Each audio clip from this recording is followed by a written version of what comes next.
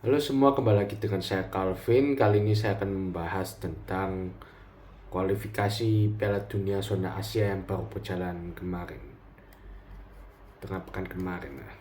Jadi jujur aja aku sangat kecewa karena kita hampir membuat sejarah tapi ternyata gagal. Sayangnya karena kepemimpinan wasit yang bobrok. Jadi di video ini saya akan menjelaskan apa itu grup C. Jadi khusus grup C di kualifikasi Piala Dunia zona Asia ini. Sebelum kita masuk ke menu utama, saya akan membahas dulu sedikit tentang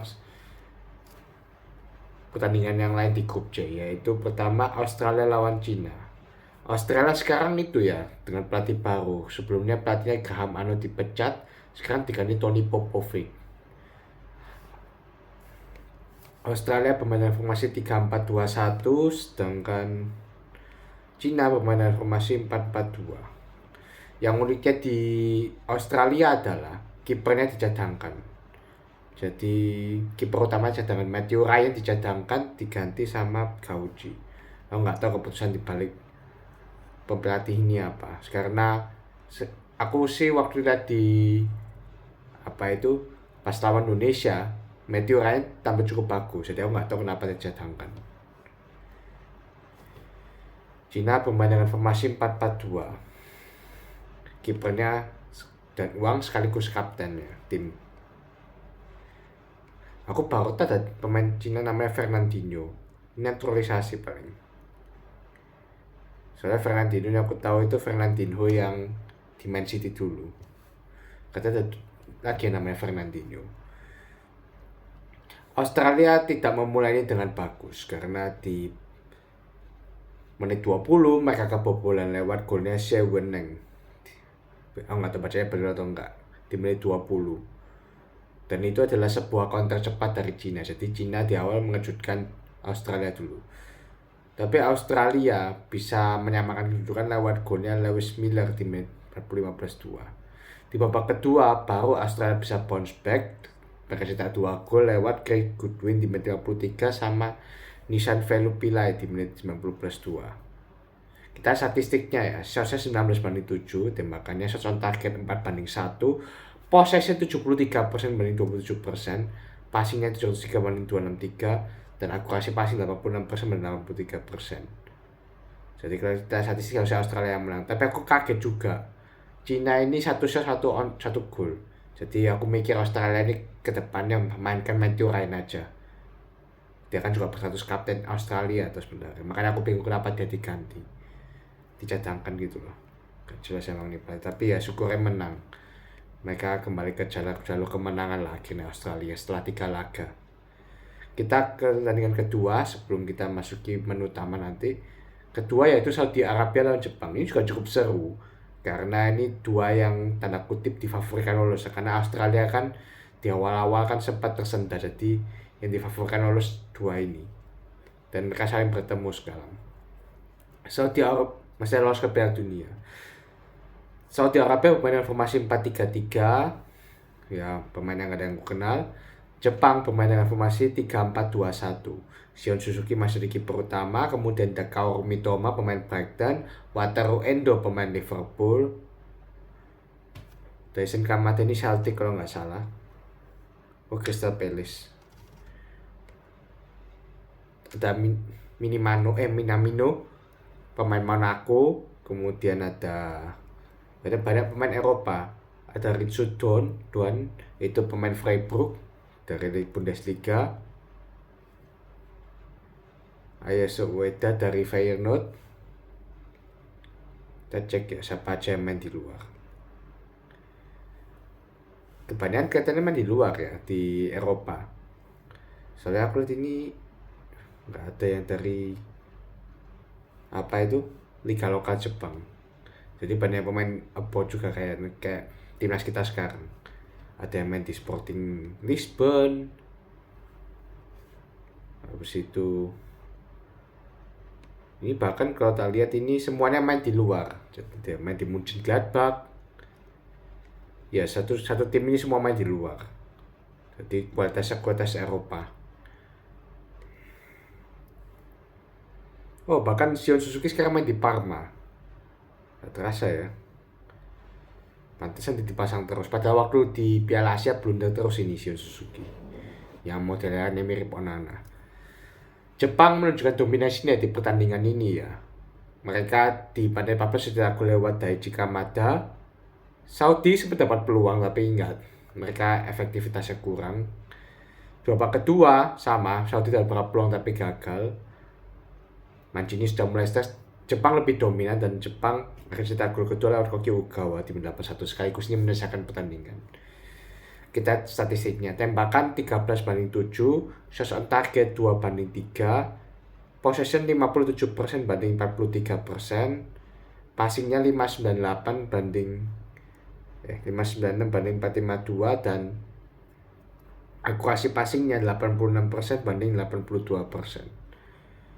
Ya, kalau kita lihat statistik bahkan yang mengejutkan Saudi posisi lebih banyak, cuma Jepang lebih efektif ya. Saudi ini 13 shot cuma 2 on target. Ini menunjukkan mereka lamanya itu juga di lini serang. Dan Mancini ini juga mungkin mulai stres karena dia tidak bisa mengeluarkan kemampuan terbaik dari pemain Arab Saudi. Ini mungkin juga bahaya di posisinya. Gitu untuk Mancini.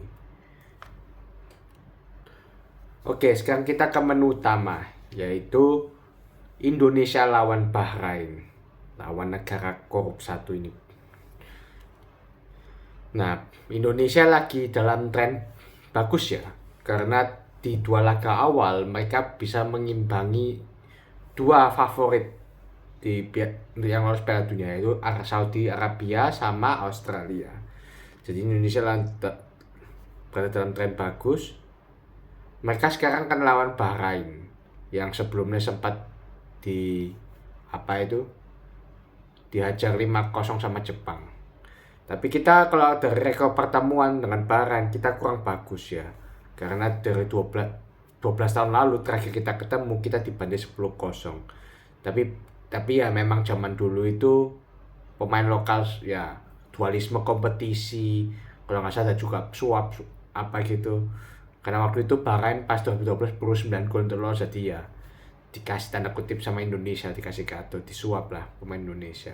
Jadi waktu itu emang kacau, jadi dualisme kompetisi dan pemain-pemain timnas yang nggak jelas. Sekarang berubah total, sekarang banyak yang diaspora tapi emang juga ada pemain lokal yang bagus. Jadi sekarang sudah berubah, tim ini dibawa Coach Sintayong jadi kuat gitu. Kita formasinya Bahrain dulu ya, formasinya 4-4-2 ya, formasi ini biasa.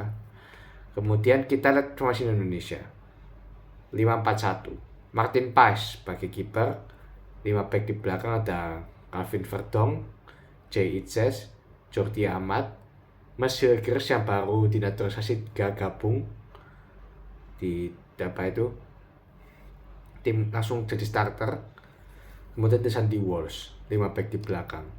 Kemudian 4 gelandang ada Ratnar Oratmangun, Tom Haye, Ivan Jenner, sama Malik Rizaldi. Malik ini pemain baru ya, jadi sebelumnya nggak dipanggil Coach Sintayong, baru ini dia menjalani debutnya. Ini pemain Persebaya ini, dari Surabaya dia.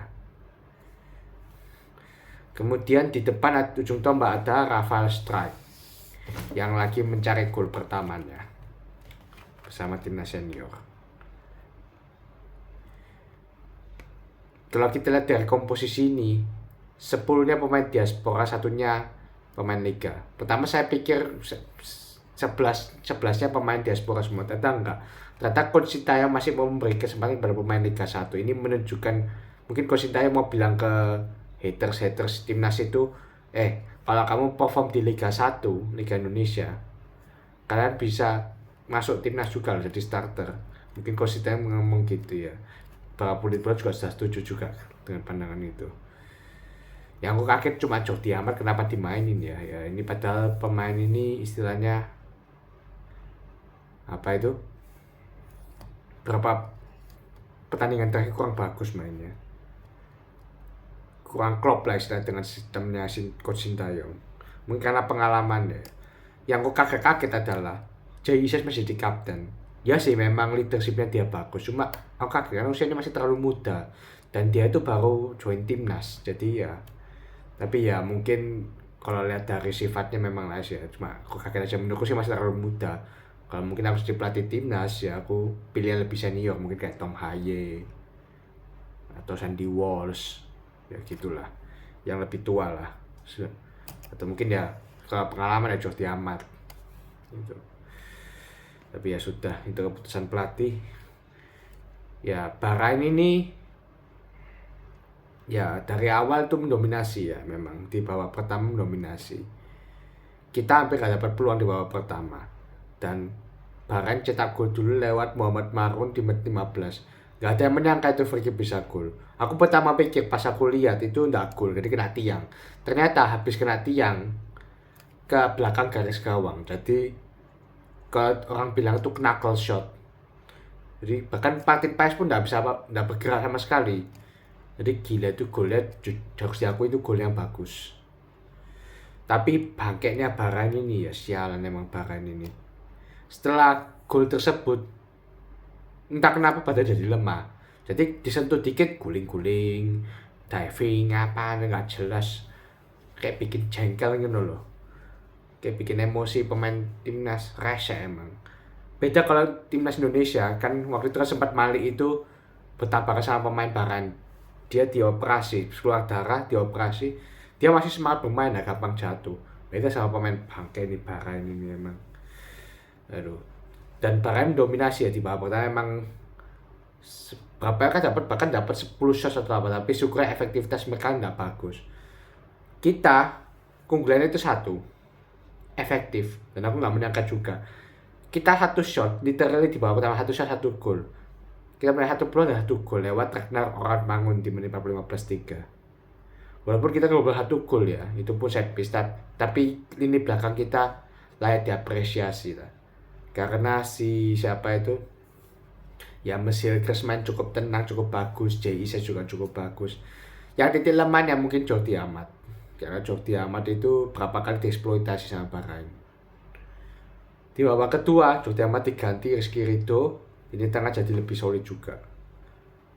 Sama ya ada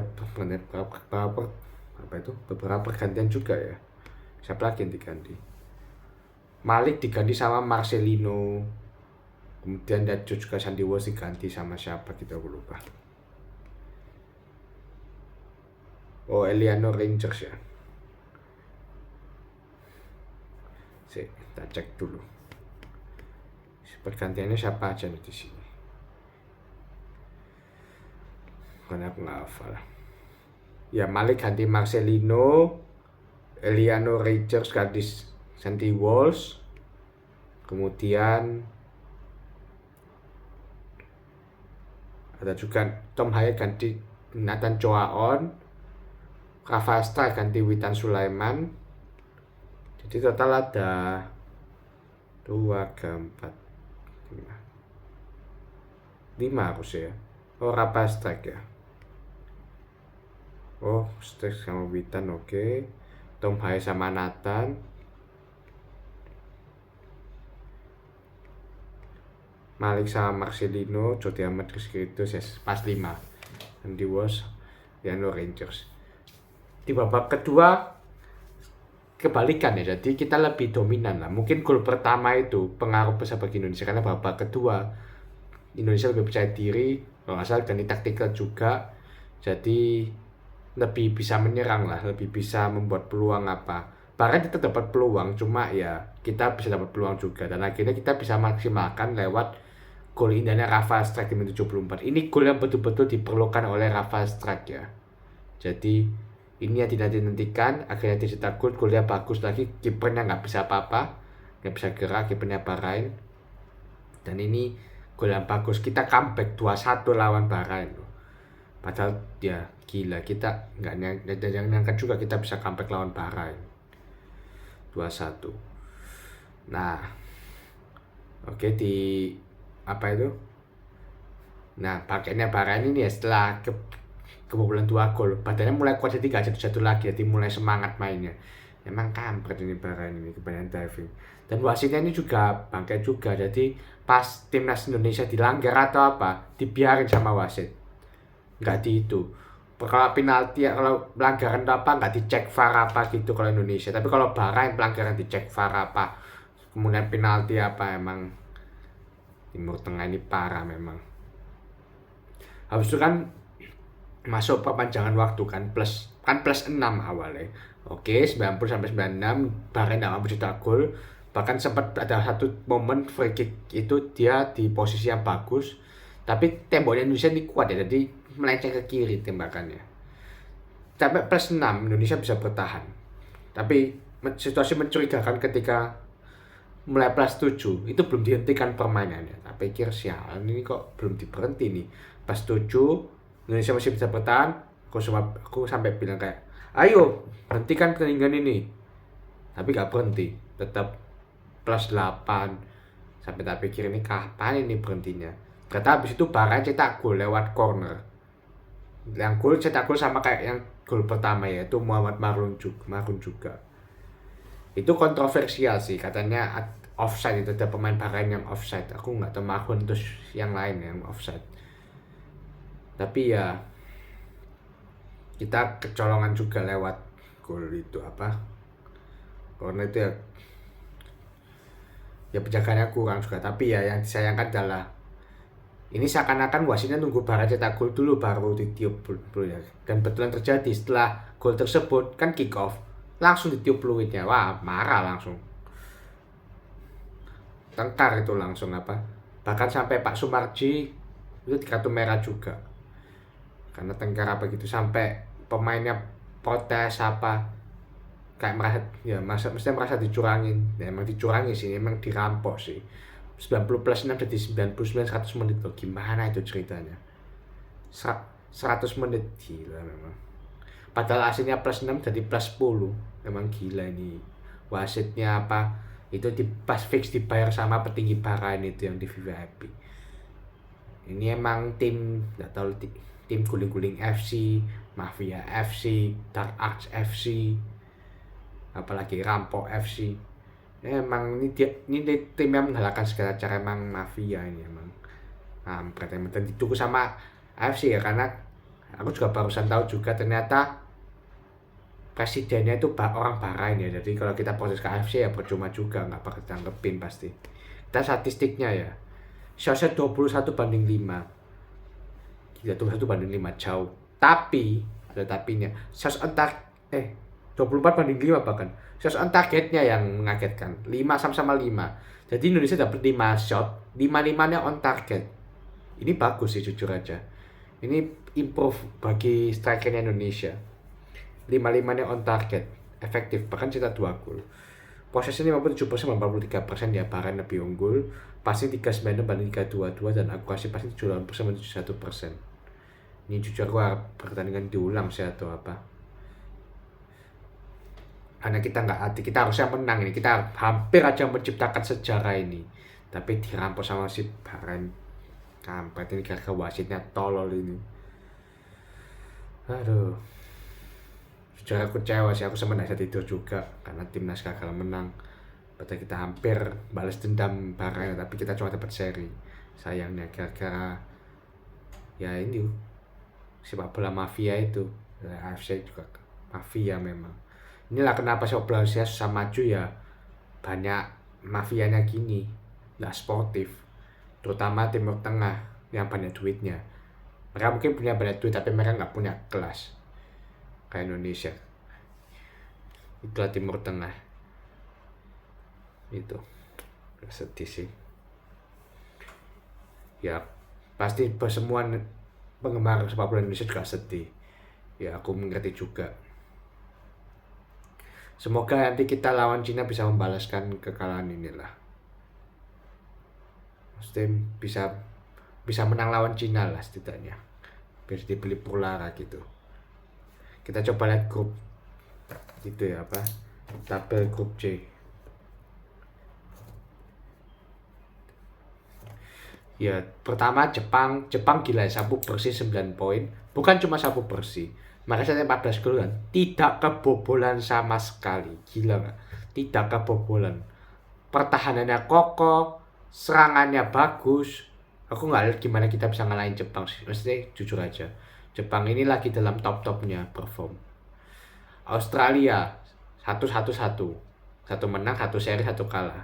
Barusan menang, mereka plus satu, mereka unggul di selisih gol.